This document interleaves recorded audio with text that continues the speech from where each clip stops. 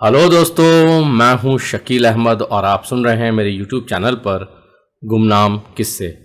आज मैं एक ऐसे ही गुमनाम किस्सा लेकर आया हूं जिसका टाइटल है अंत और जिसे लिखा है कमाल अहमद ने। ये कहानी उस ज़माने की है जब हम लोगों के पास ऑनलाइन बैंकिंग की फैसिलिटीज़ नहीं हुआ करती थी और लोग पैसे निकालने के लिए बैंक जाया करते थे। तो आइए चलते हैं कहानी की ओर। वो हर माह की पहली तारीख को बैंक आता और काउंटर पर खामोशी से खड़ा हो जाता। मैं लेजर बुक से चेहरा उठाकर उसकी जानिब देखता तो वो फीकी मुस्कुराहट के साथ मेरी तरफ अपना हाथ बढ़ा देता और बिल्कुल मैकेनिकी अंदाज में मैं एक विड्रॉल स्लिप उसे देता और वो काउंटर पर पड़े स्टैम्प पैड में अपना अंगूठा तर करने के बाद स्लिप पर छाप लगाकर मेरी तरफ बढ़ा देता। मैं ज़रूरी कॉलम भरने के बाद टोकन उसे देता और वो कैश काउंटर की जानिब बढ़ जाता। ऐसा कई महीनों से होता आ रहा था। उसकी पासबुक मेरी दराज में पड़ी रहती थी जिसमें एक मुख्तसर नाम जानी लिखा था। एक दिन मैंने उससे पूछा भी था, ये क्या नाम हुआ जानी? असल नाम क्या है तुम्हारा? यही वाला असली नाम है। फिर उसने बताया कि वो जिस कारखाने में नौकरी करता था वहाँ उसका नाम जानी उसके बाप ने ही लिखवाया था। उसने मज़ीद बताया कि कारखाना नुकसान में भी चल रहा था। यूनियन लड़ रही थी कि किसी तरह हुकूमत उसे नेशनलाइज कर दे क्योंकि 3000 वर्करों की मुलाजमत का सवाल था। आखिर जीत यूनियन की हुई और हुकूमत ने फैक्ट्री को नेशनलाइज कर दिया। मैनेजमेंट ने कुछ वर्करों की छटाई की, उनमें जानी भी था। तुम्हारी छटाई क्यों हुई? तुम तो यूनियन के मेंबर थे। मैंने यूं ही पूछ लिया। अरे हमरा छटाई थोड़ी ना हुई था, ये लोग हमको गलती से रिटायर कर दिस। रिटायर? लेकिन तुम तो मुश्किल से 40 के हो गए। हाँ और नहीं तो का। तो फिर तुम कैसे रिटायर हो गए? अरे हम क्या बोलें, गवर्नमेंट फैक्ट्री लेने का बाद हम लोग का जितना भी वर्कर है ना, सबको एक तो फॉर्म दिस था कि तुम लोग अपना अपना उसमें उम्र लिखो। बस उसी में गलती होगी। गलती? कैसी गलती? हमसे ना मेरा उम्र पूछ रही था कि तुम कितना साल में पैदा हुआ, तो हम बोला कि हम 52 में पैदा हुआ और उन लोग को लगा ना कि हम अपना उम्र बता रहे 52। बस वहीं पर सब गड़बड़ होगी सार का। तुमने फॉर्म खुद नहीं भरा? आप बिना मैनेजर बाबू क्या बोल रही ने? अरे अगर हम पढ़ना लिखना जानते हैं तो का सब जगह हम अंगूठा छाप देते हैं। आप बिना। तुम्हारे अलावा भी कोई? हाँ हाँ, और है ना, इसहाक मियाँ है, जुम्मन बाबू है, हरि प्रसाद है और हम हैं। हम लोग को लेके 4 आदमी तो हो गया। और मुझे दुनिया के मज़दूर एक हों का नारा खोखला लग रहा था। तुम जब रिटायर हुए तो कुछ नहीं मिला? हाँ वो लोग दिस था ना 30,000 मिला था। वो रुपए क्या हुए? मुझे उसका बैंक बैलेंस याद आया जो अब सिर्फ 1000 रुपये रह गया था। हम 10,000 तो उसको घूस दे दिया। रिश्वत? किसे? अरे वो अपना है ना नारंग बाबू, उसको दे दिया। क्यों दिया?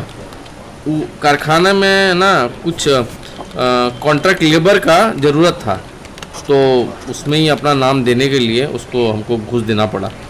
तो तुम्हें काम मिला? हाँ मिला ना, 2 महीना के लिए मिला हमको। उसका बाद का यूनियन में वो हंगामा हो गया और सब बोलने लगा कि नहीं कॉन्ट्रैक्ट लेबर को बंद कर दो, कॉन्ट्रैक्ट लेबर को नहीं रखो और ओवर टाइम चालू करो। उसका बाद जो काम मिल रही था वो भी काम बंद होगी।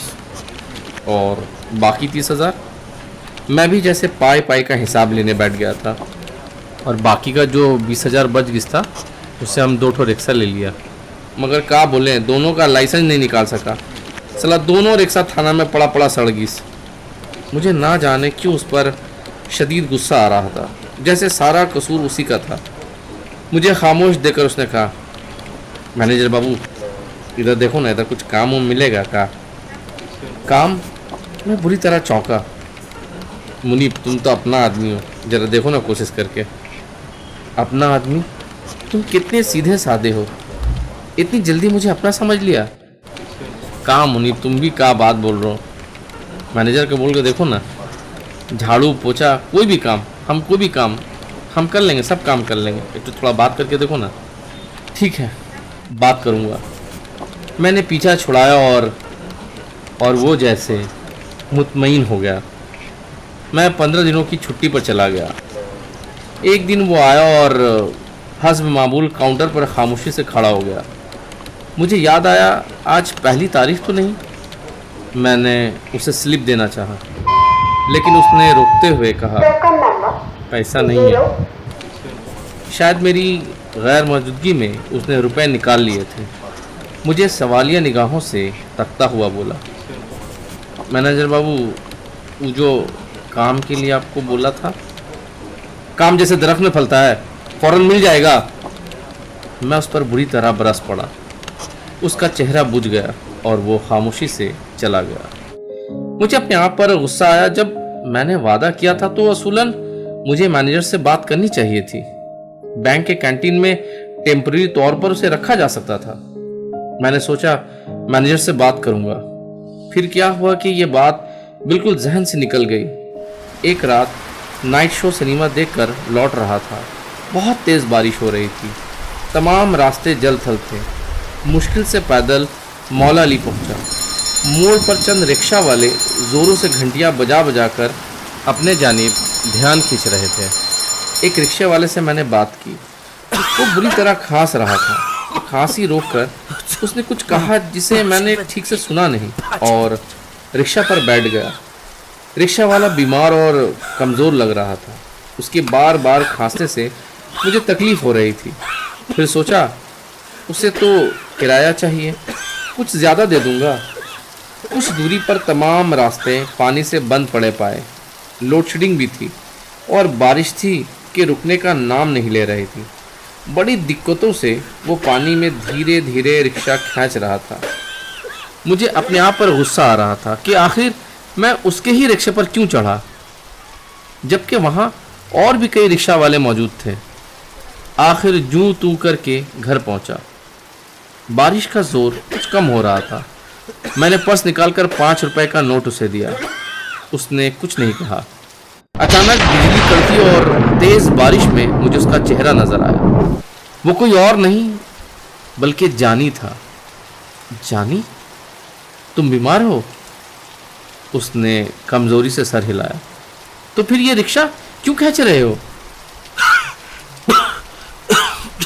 तो क्या करें मैनेजर बाबू, ये जालिम पेट को तो पालना पड़ेगा ना। और मुझे अपने बेवकूफ़ाना सवाल पर गुस्सा आया। मैं उससे और कुछ ना कह सका। तेजी से मकान में दाखिल हो गया। बाद में पछताया कि उस बेचारे को 5 की जगह 10 रुपए क्यों ना दिए। फिर कई महीने बीत गए। मैं जानी को जैसे भूल गया। इलेक्शन करीब आ रहा था। सियासी पार्टियां गरीबों को बैंक से कर्ज दिलाने पर मुस्तैद हो गई थी। कर्ज के कई मंसूबे मरकजी हुकूमत से मंजूर होकर आए थे। ख़ास तौर पर यह हिदायत थी माइनॉरिटी कम्युनिटी और अदर बैकवर्ड क्लास के लोगों का ख्याल रखा जाए। मेरे जहन में जानी का बीमार चेहरा घूम गया। क्यों ना कोशिश करके साइकिल रिक्शे का कर्ज उसे दिला दूं। 5,000 में साइकिल रिक्शा आ जाएगी, जिससे 15 रुपए रोज की आमदनी हो जाएगी। आखिर वो बीमार हाथ रिक्शा कब तक खींच सकेगा? एक फॉर्म मैंने उसके लिए हासिल किया। लेजर से उसका पता नोट किया, जो बैंक से ज्यादा दूर नहीं था। सोचा आज शाम ऑफिस से निकलकर उसके घर जाऊंगा। और फिर मैं किसी जरूरी काम में उलझकर बिल्कुल भूल गया। 2-3 दिनों के बाद जब बैंक में लोगों को फॉर्म जमा करने के लिए कतार पर खड़ा देखा तो मुझे जानी याद आया। शनिचर का दिन था, गर्मी शदीद थी, लेकिन मैं मजबूत इरादे के साथ निकला कि आज उसे फॉर्म में अंगूठा लगवाकर ज़रूरी खाना पूरी के बाद खुद फॉर्म जमा कर दूंगा। दोपहर के वक्त उसकी बस्ती में दाखिल हुआ। बड़ी गंदी और बदबूदार बस्ती थी। गोश्त के दुकानों के सामने कुत्तों की भरमार, फुटपाथ पर ताश खेलते हुए लोग, दोपहर के धूल में अटे हुए अधनंगे बच्चे। मैं नंबर पूछता हुआ एक बाड़ी के पास पहुंचा। फुटपाथ पर बिछी चंद कुर्सियों पर लोग बैठे हुए थे। जब मैंने जानी के बारे में पूछना चाहा तो बैठे हुए लोगों में से एक मेरे करीब आया और कहा, आप भी जानी का जनाजा में आए हैं? बैठिए, उसको नहला दिया गया है, जनाजा अब उठने ही वाला है। मुझसे कुछ कहा न गया, खामोशी से बिछी हुई कुर्सी पर बैठ गया। 10 मिनट के बाद ही अंदर से ताबूत बाहर निकाला गया। रोती पीटती 2-3 औरतें टाट के पर्दे तक आईं। लोग खड़े होकर जोरों से कलमा पढ़ने लगे। सब कांधा देने लपके। मैंने जेब से रुमाल निकालकर सर से बांधा और जनाजे का एक सिरा अपने कांधे पर लिए हुए गोबरा कब्रिस्तान की तरफ चल पड़ा। लोग बहुत कम थे, यही कोई 10-15 होंगे। जल्दी जल्दी कांधा बदलने का सवाल ही नहीं उठता था। जानी का मुरझाया हुआ चेहरा मेरी आंखों में फिर रहा था। मुझे ऐसा लग रहा था कि उसके अंत में मेरी लापरवाही भी शामिल है और मेरा सर पछतावे से झुक गया। तो दोस्तों, ये थी एक छोटी सी कहानी। उम्मीद करता हूं कि यह कहानी आपको पसंद आई होगी। अगर आपको यह कहानी पसंद आई है तो मेरे चैनल को लाइक करें, सब्सक्राइब करें, कमेंट करें, शेयर करें और हाँ दोस्तों, कहानी सुनने के लिए बहुत बहुत शुक्रिया।